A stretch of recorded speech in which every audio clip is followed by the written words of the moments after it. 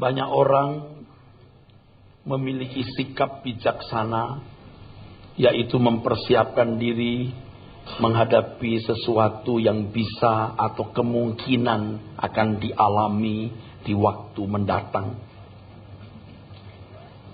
Sesuatu itu bisa kecelakaan pada waktu mengendarai kendaraan. Kemungkinan yang juga bisa terjadi, rumah terbakar, tubuh sakit, barang hilang, tercuri, terampok, rusak karena bencana alam, biaya sekolah anak, dan lain sebagainya. Itulah sebabnya mereka mengasuransikan diri dan harta keselamatan kepada agen-agen asuransi yang bisa menjamin dengan memberi bantuan dan topangan bila hal-hal yang dikhawatirkan itu terjadi. Dengan mengasuransikan diri dan barang-barang tersebut, seseorang merasa aman, jiwanya lebih tenang, sebab ada jaminan atas dirinya, kesehatan, dan keselamatan barang-barang yang dimilikinya. Asuransi seperti tangan besar yang kuat, yang bisa menopang hidup. Dan dunia kita sekarang, saudaraku, adalah dunia yang lebih sadar terhadap kebutuhan jaminan seperti ini. Kalau di luar negeri, asuransi sudah menjadi bagian yang integral, yang menyatu dengan masyarakat, yang tak terpisahkan. Saudaraku sekalian, kalau untuk hal-hal yang masih bersifat kemungkinan, kalau untuk hal-hal yang masih bersifat spekulatif, seseorang bisa mempersiapkan diri sebaik-baiknya. Mengapa untuk hal yang pasti akan dialami, orang tidak mempersiapkan diri dengan serius?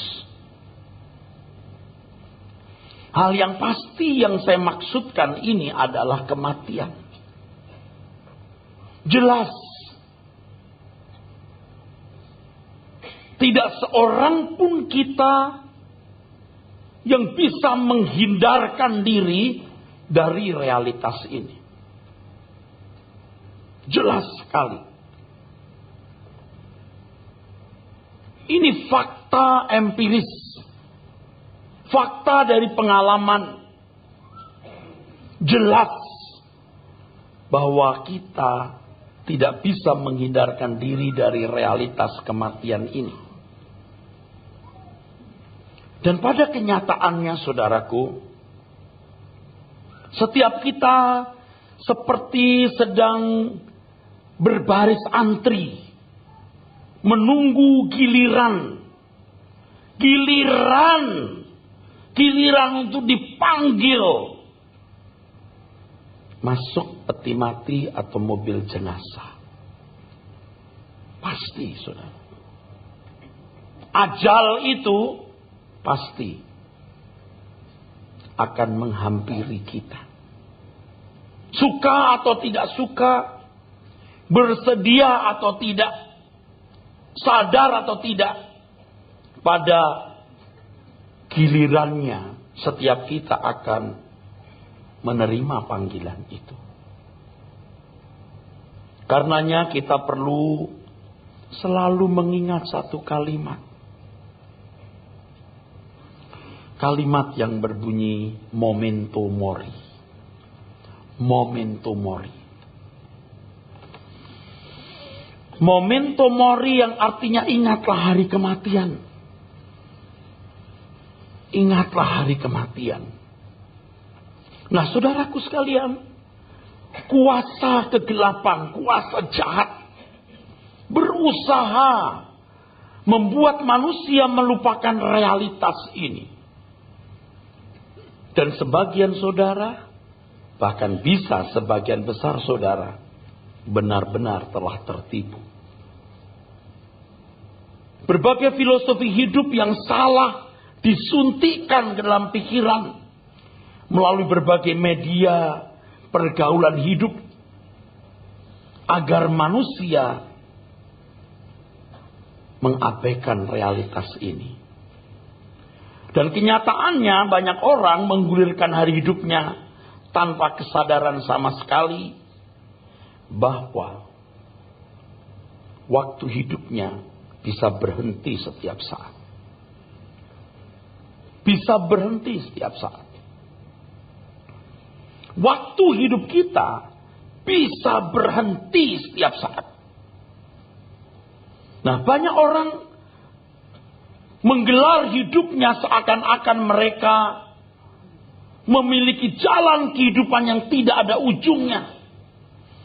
Seakan-akan perjalanan hidup ini akan berlangsung terus tiada akhir. Dan seakan-akan kematian bukan bagian hidupmu. Betapa malangnya. Coba kita periksa hidup kita dengan jujur, dengan serius, dengan rendah hati. Supaya kita menyadari, ya, kalau kita telah terjebak di sini. Kenyataan yang kita lihat jelas banyak orang yang hanyut tenggelam dengan berbagai kegiatan, kesibukan, keinginan, cita-cita dan berbagai masalah-masalah yang menekan hidup. Sehingga mereka mengabaikan realitas kematian ini. Seakan-akan mereka tidak pernah bertemu dengan realitas ini. Dan ini, saudaraku, berarti banyak manusia sedang dibawa ke pembantaian abadi dan menjadi sampah abadi. Setelah mendengar kebenaran ini, saya berharap saudara mempersiapkan diri menghadapi kematian. Saudara merencanakan kematian saudara. Kalau saudara merencanakan hari esok anak-anakmu, pendidikan mereka, keselamatan mereka dengan asuransi.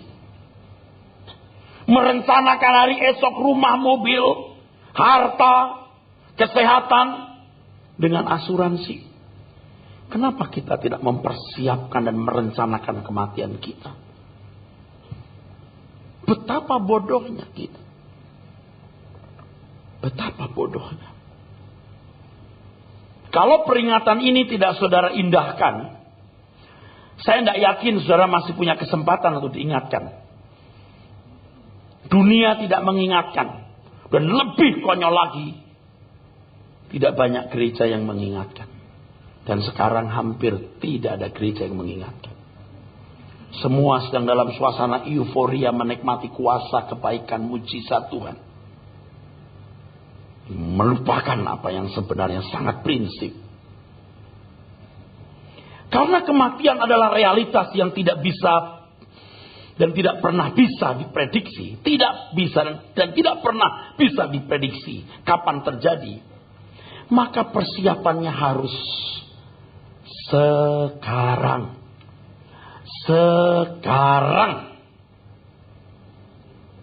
Sekarang, selalu sekarang. Untuk ini pertobatan harus dilakukan setiap hari. Setiap saat ketika kita menyadari suatu kesalahan, kita harus bebenah diri. Dan sebenarnya ini yang dimaksud dengan berjaga-jaga. Berdoa tiada berkeputusan. Suatu usaha untuk membangun terus-menerus hubungan dengan Tuhan. Bapak, Ibu, saudara-saudaraku sekalian. Banyak hal yang sebenarnya bisa diabaikan, saudara. Banyak hal yang mestinya bisa dianggap tidak penting. Ya, apapun harus bisa disingkirkan. Kalau itu membahayakan keselamatan abadi, merusak rencana kita merencanakan, mempersiapkan kematian kita. demi menyongsong kematian, segala sesuatu harus bisa diabaikan, disingkirkan. Dan persiapan ini, perencanaan ini tidak boleh ditunda. Tidak boleh ditunda. Yang lain Anda boleh tunda, tapi yang satu ini Anda nggak boleh tunda. Terserah kalau Anda menundanya. Belum tentu saudara punya kesempatan lain untuk membenahi dan mempersiapkannya. Mempersiapkan dan merencanakan kematian selalu paling penting dan darurat. Selalu kita anggap penting. Selalu harus dianggap darurat. Sehingga kita selalu mengutamakan hal mempersiapkan diri menyongsong kematian ini. Dan Anda jangan berpikir bahwa ini hanya berlaku bagi orang-orang yang sedang putus asa, patah hati, dan tidak memiliki kesenangan hidup. Jangan bodoh berpikir begitu. Berpikirlah bahwa hari ini adalah hari terakhir saudara. Besok tidak ada kesempatan lagi. Nah, oleh karena besok masih ada, besok saja. Ternyata besok masih hidup, besok saja. Lalu iblis bersuara, besok saja. Besok ada suara lagi, besok saja. Lusa ada suara, besok saja.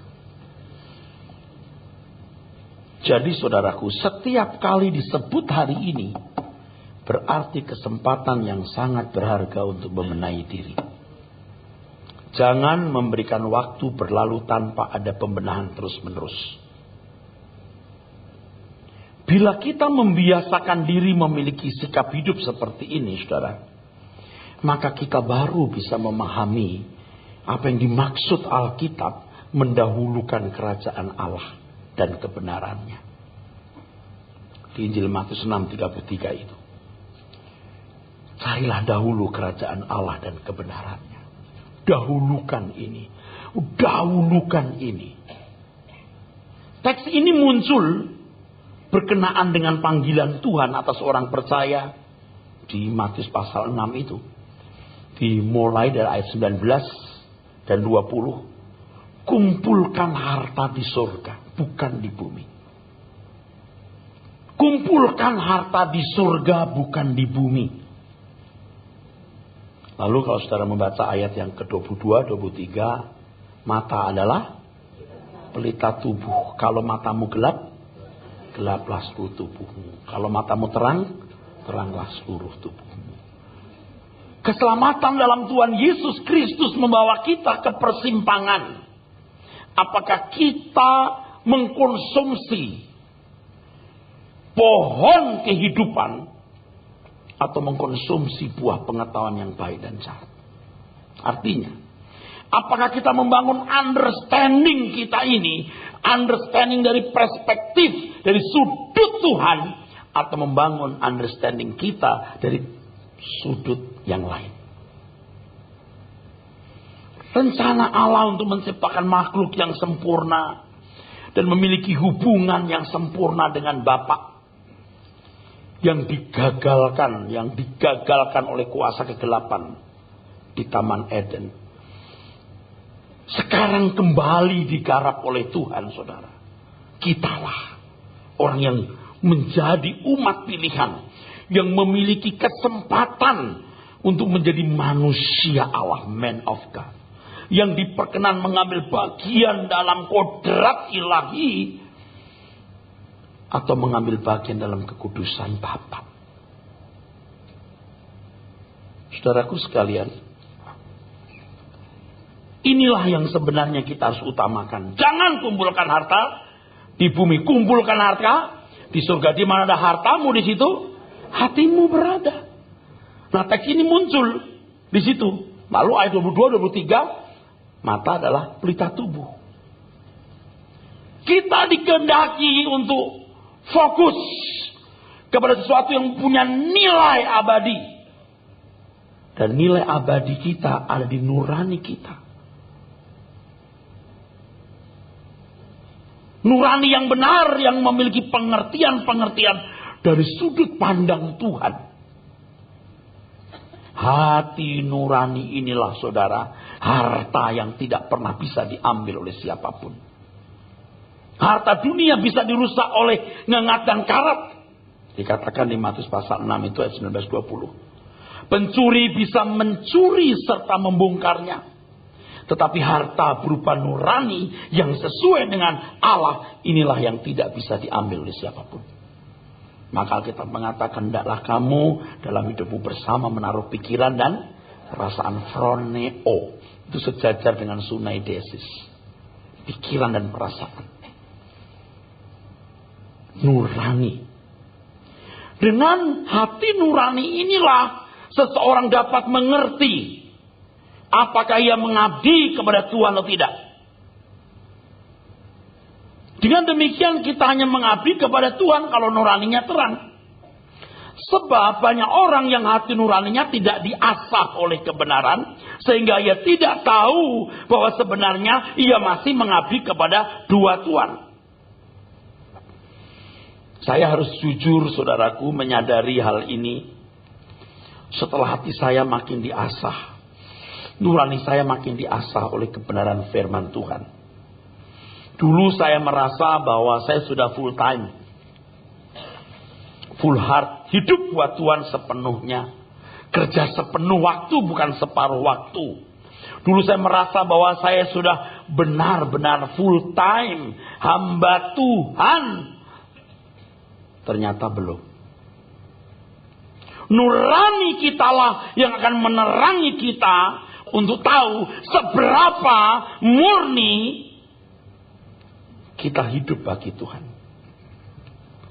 Di level Paulus, seseorang bisa berkata bahwa ia melayani Tuhan dengan hati nurani yang murni.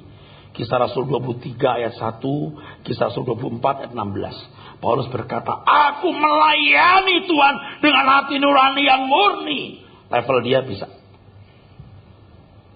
Maksudnya bahwa dalam hidup ini, khususnya dalam pelayanan, Paulus tidak memiliki agenda sendiri. Dan yang bisa mengerti bahwa dirinya ada agenda sendiri atau tidak adalah yang nuraninya telah diterangi oleh Tuhan. Banyak orang merasa bahwa ia telah hidup untuk Tuhan sepenuh hati dan sepenuh waktu. Tapi karena nuraninya tidak tajam, tidak diasah oleh kebenaran, maka ia tidak bisa membedakan agenda sendiri dan agenda yang lain.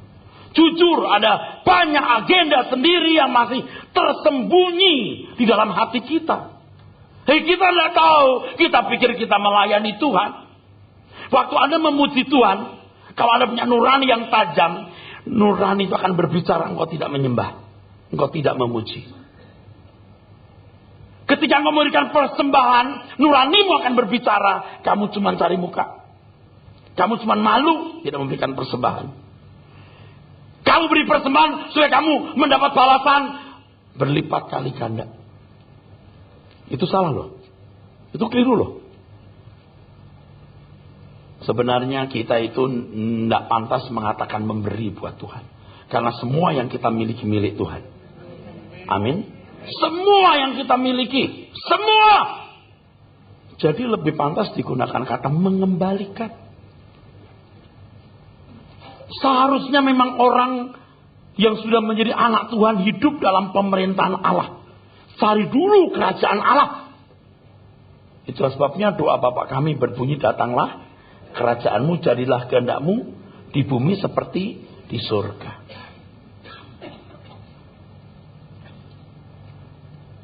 Jadi kalau seseorang tidak memiliki gaya hidup mendahulukan kerajaan surga, pasti ia hidup dalam kerajaan kuasa kegelapan. Jangan berpikir kalau hari ini Anda tidak melakukan pelanggaran moral, Anda tidak ada di luar tembok gereja, bahkan Anda mengambil bagian dalam pelayanan, bahkan saudara seorang pendeta, berarti Anda sudah hidup dalam pemerintahan Allah.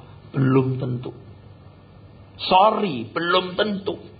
Hidup dalam pemerintahan Allah terselenggara ketika seseorang memalingkan diri dari segala kepentingan, hawa nafsu dan kesenangan dunia. Dan perjuangan ini harus dimulai dari hati nurani yang dibersihkan. Apakah kita sungguh-sungguh melayani Tuhan atau tidak? Siapa yang tahu? Siapa yang ngerti?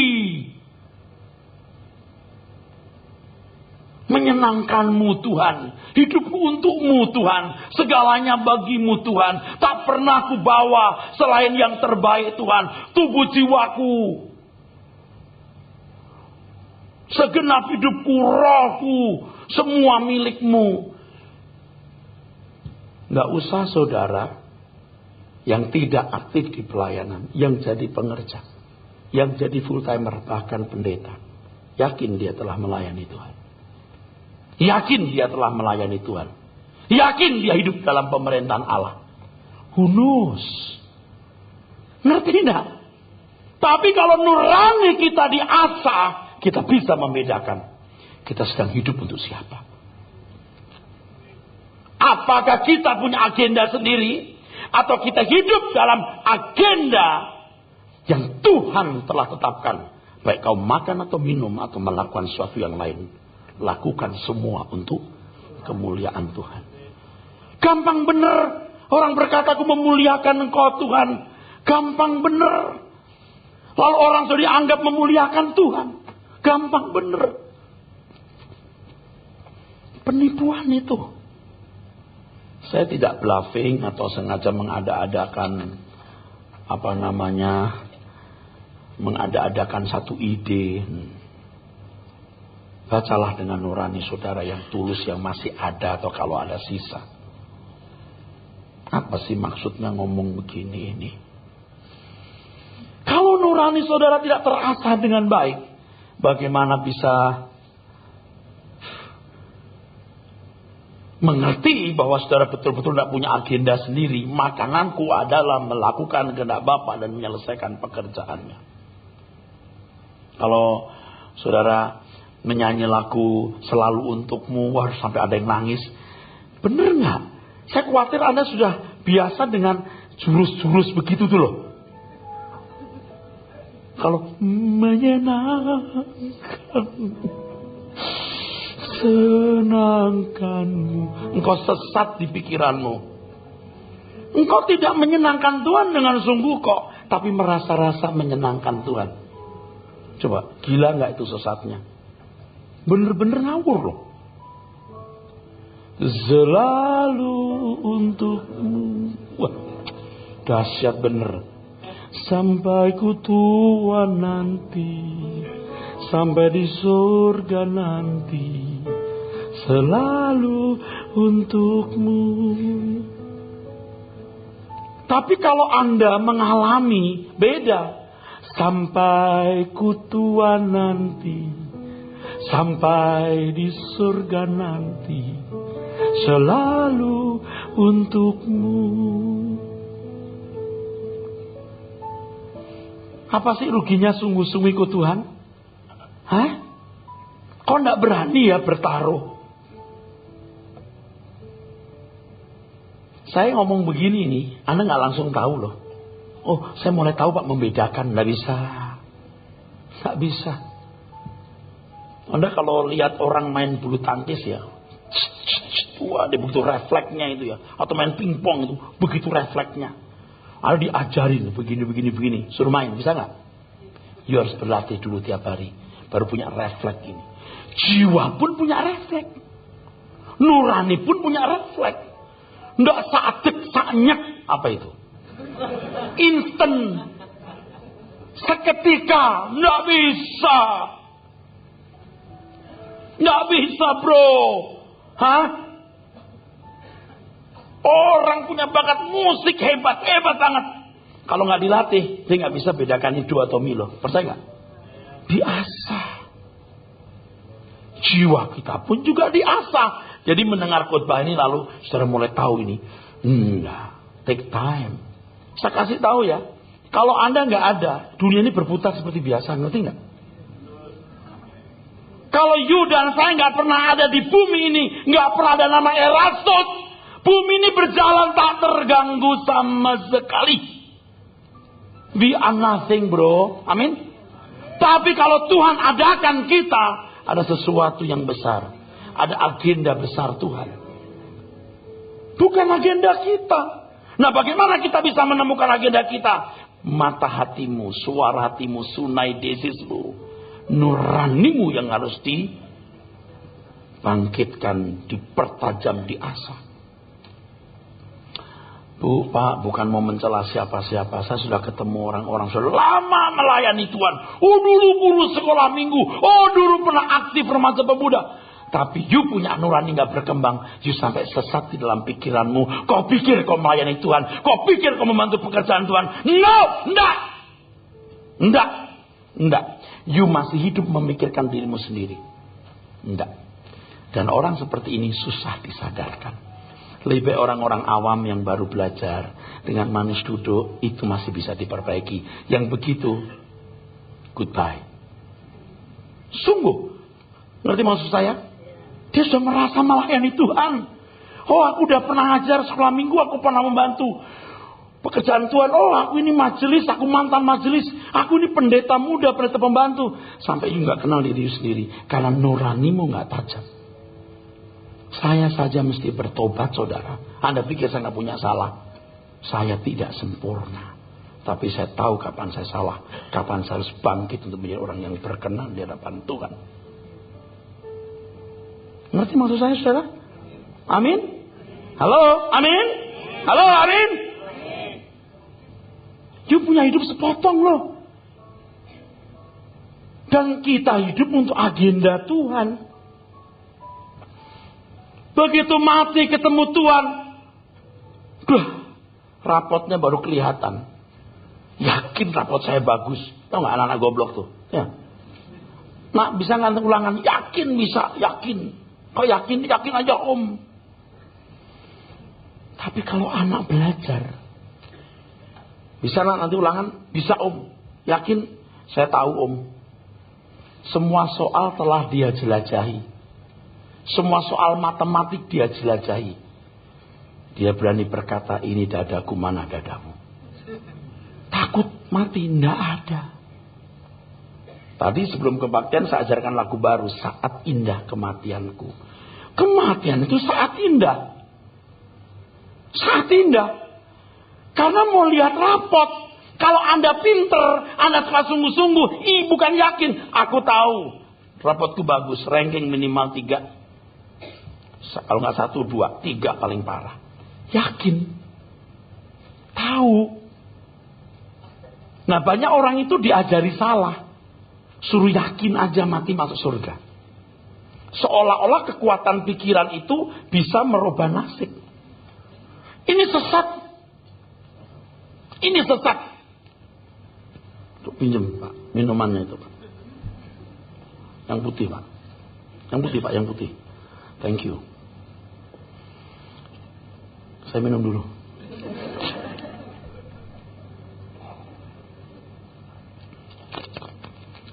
Anda tanya, Pak Eras yakin itu nggak membunuh? Aku bukan yakin, aku tahu. Kok tahu? Setiap Selasa gua minum nggak mati, tahu nggak? Saya sudah kenal saudara-saudara saya ini bertahun-tahun. Dia tidak mungkin meracuni saya. Jadi kalau saya minum, yakin gak mati. Bukan yakin-yakin, aku tahu. Anda harus tahu agenda Tuhan itu apa. You penuhi. Jadi ujung maut ditanya, masuk surga gak? Yakin gak? Bukan sekedar yakin, aku tahu aku sudah berjalan dengan Tuhan. Aku kenal kehendaknya. Aku berusaha melakukan kehendaknya. Dan aku telah mempertaruhkan hidupku sepenuhnya untuk Tuhan. Saudaraku sekalian,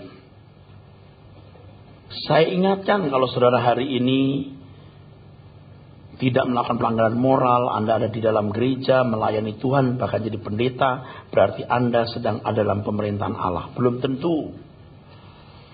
Nuranimu harus diasah sampai murni. Saya saja ini belum benar-benar murni?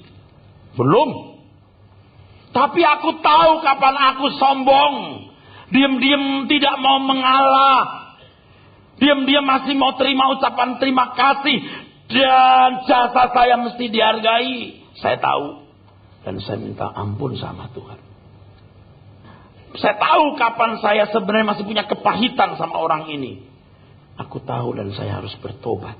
Nah kalau sampai orang tidak tahu, penuh dengan perbantahan, pembelaan diri, dan merasa melayani Tuhan. Waduh, saudara. Aku punya sepotong umur yang saya mau pakai untuk melayani Tuhan dengan benar. Kalau aku tidak sempurna, aku punya kekurangan, ingatkan. Dan saya lihat orang-orang yang sudah punya umur tua-tua bodoh. Nuranimu harus diasah. Supaya bisa membedakan ini benar atau salah. Oke, salah. Ayo kita bicara, saudaramu salah, tegur, jangan diomongin di belakang. Nuranimu. Karena Anda ditaruh di tempat itu ada agenda Tuhan yang besar. Supaya engkau mengambil bagian dalam pelayanan. Ini contoh saja yang saya berikan kepada saudara. Ya, tapi ini cukup krusial ya. Karena cukup memiliki peran untuk masa depan gereja. Di mana kita berada ini. Jadi bagaimana kita bisa melayani, mengabdi kepada Tuhan secara benar kalau kita memiliki mata hati ilahi. Ini sama dengan apa yang dikatakan di 2 Petrus pasal 1, 3 dan 4. Mengambil bagian dalam kodrat ilahi. Ini sama dengan Ibrani 12, 9, 10. Mengambil bagian dalam kekudusan Allah. Inilah yang dimaksud dengan perlombaan yang diwajibkan bagi kita. Kalau Anda tidak berlomba, jangan mengaku umat pemenang. Bahkan jangan mengaku umat Tuhan.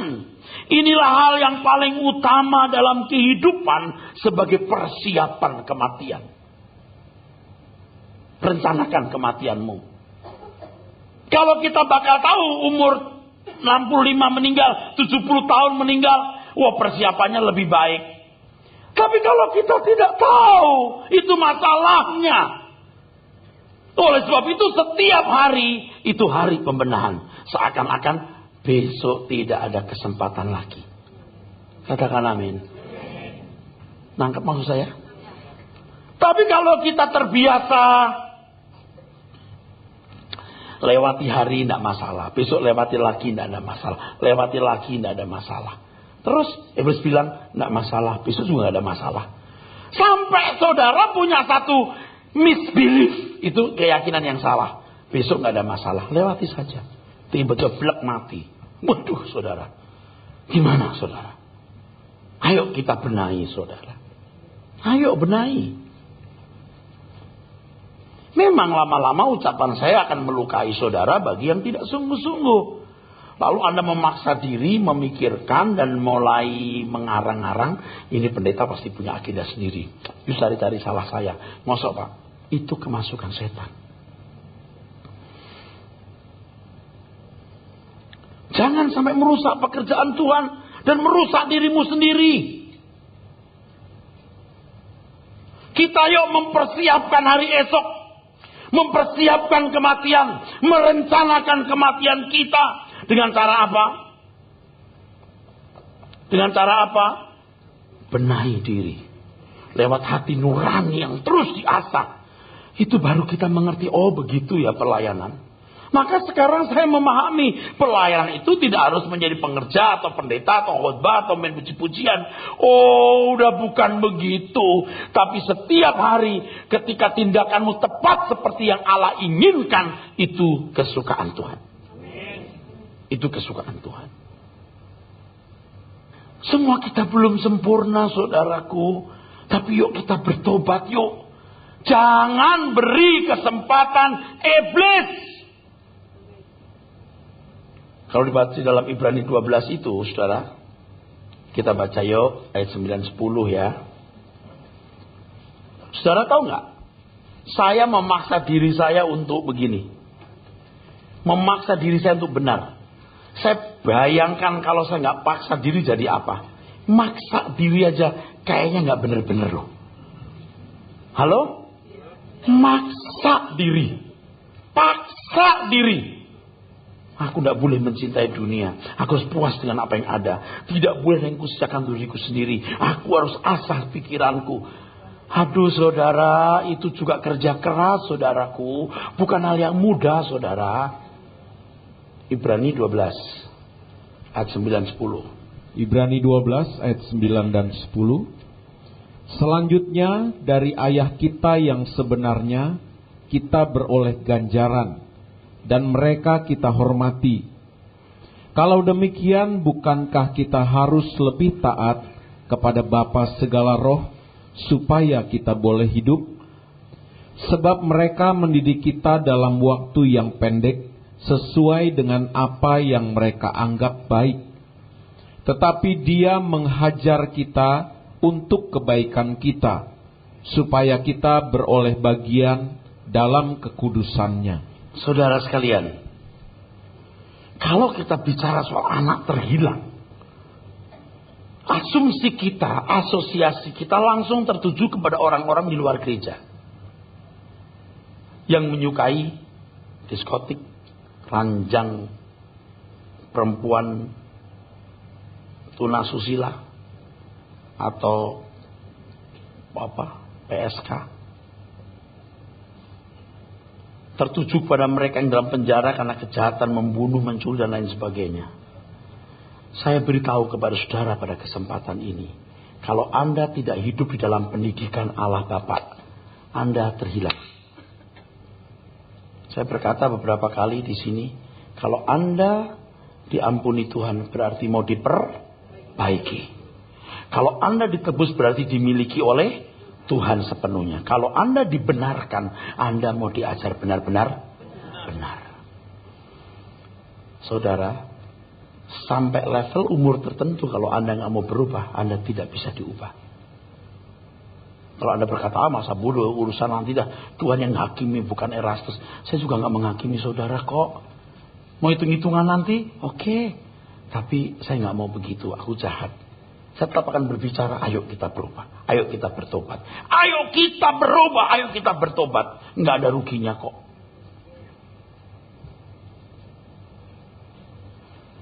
Nah, sekarang sudah lihat, apakah Anda punya pengalaman pendidikan lewat masalah ini? Kenapa ya aku mengalami ini? Kenapa ya aku mengalami ini? Kenapa ya ini terjadi? Kenapa kok aku lihat itu?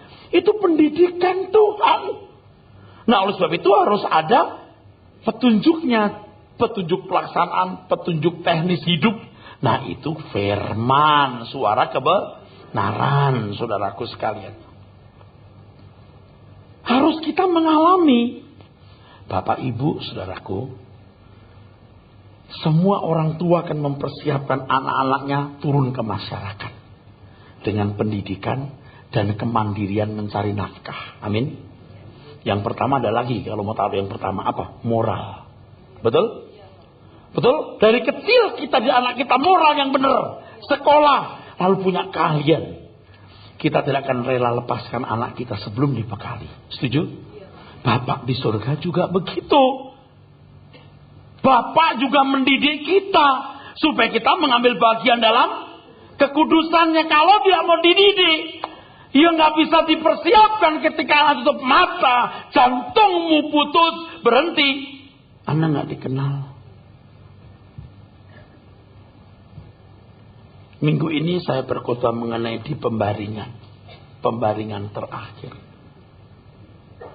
Sampai saya mengarang lagu, tapi saya bacakan saja ya saudara. Saya bacakan ininya, syairnya, diiringi D minor. Di pembaringan terakhir aku berbisik, Tuhan, bukan Tuhan, Tuhan, Engkau ada di sini. Kaulah yang menemani, setia mendampingi. di lembar akhir hayat ini. Pada mulanya saya tulis di akhir ajal ini, agak kasar, hayat saja. Ku menantikan apa yang telah engkau janji, bawaku ke negeri abadi. Di mana engkau ada, aku juga di sana. Teduh di dalam rumah Bapa. Saya kasih tahu satu rahasia, mau nggak? Sebenarnya saya juga nggak seneng. Daging saya nggak seneng. Artinya gini loh, ngapain sih gua nyari-nyari apa yang nggak jelas? Supaya aku ada, kamu ada, ya nanti aja dah. Daging kita ngomong begitu, ngerti nggak saudara? Tapi saya matiin daging saya. Lu macam-macam lo, gua habek lo. Aku mau ikut apa yang Tuhan katakan. Aku mau pilih ini, biar aku seperti orang gila. Aku pilih di mana engkau ada, aku juga di sana. Aku paksakan untuk menyukai hal itu. Akhirnya saya bisa merasakannya ketika saya memaksakan diri untuk itu. Terdengar bahana kidung surgawi.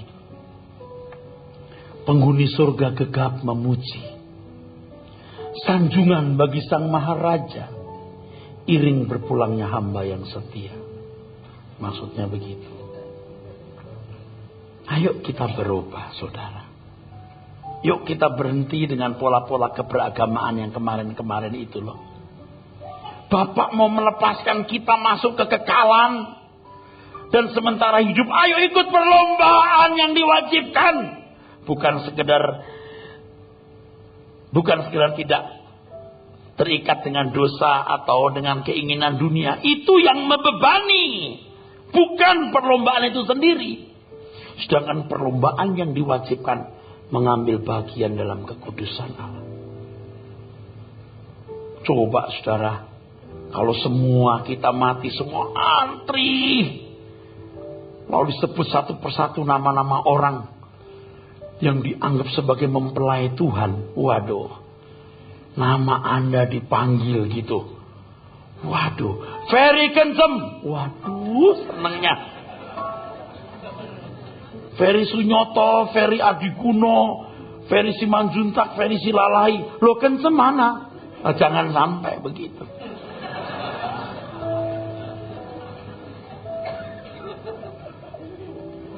Yohanes Sokota. Ada banyak, Yohanes Sutadi, Yohanes Mamangke, Yohanes Bambang Subowo. Ini Yohanes Sokota. Begitu bakal Yohanes Sokota, bukan yang lain. Nah, itu. Rupanya nama Erastus banyak. Itu. Erastus. Sabdono. Yes.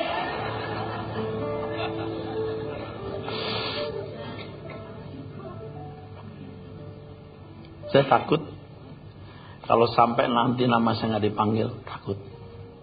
Saya gentar. Dan takut itu harus saya kembangkan mulai sekarang. Setakut-takutnya. Sebenarnya saya bisa nggak takut. Apa sih? Nanti aja lah kita ditakutin. Tapi saya mengembangkan takut itu. Seandainya kamu nggak dipanggil gimana? Nah, itu saya takut. Makanya sebelum tidur selalu beberes dulu. Siapa tahu besok begitu buka mata ketemu Om Paulus.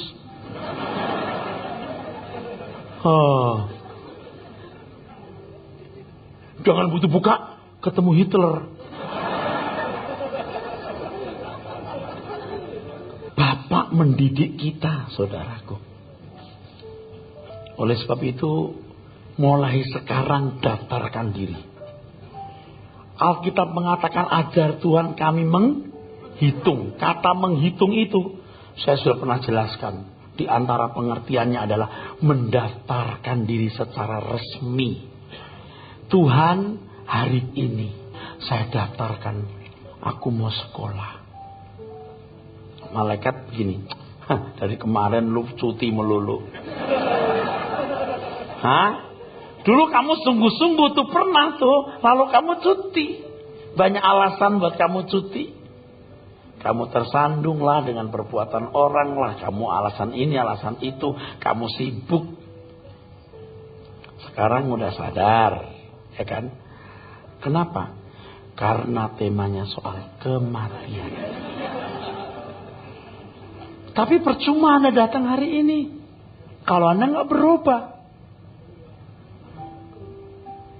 Saudara, ayo daftarkan dirimu. Bapak di surga menyambutmu. Sini, pulang anakku. Ini, kudidik kamu. Malaikat mungkin ada yang bercanda. Ah Tuhan, dia mah males. Biar. Ntar dia panas-panas, nanti dingin lagi, panas-panas dingin lagi. Biasanya gitu Tuhan. Biarin deh. Beri kesempatan. Sebab dia sudah mendengar hambaku Erastus khotbah.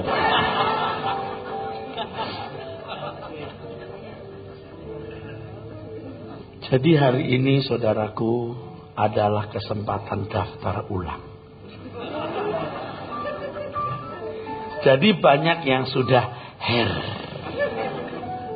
sekarang Anda boleh daftar ulang. Ya. Kalau mau begini, Tuhan aku daftar selama-lamanya. Tapi Tuhan bilang enggak, daftarnya setiap hari. Setiap hari daftar. Besok begitu bangun, Tuhan, aku mau merencanakan kematianku karena aku pasti mati. Dengan cara bagaimana aku mau belajar firman-Mu, ku pertajam hati nuraniku supaya aku mengerti apa yang Kau kehendaki. Amin.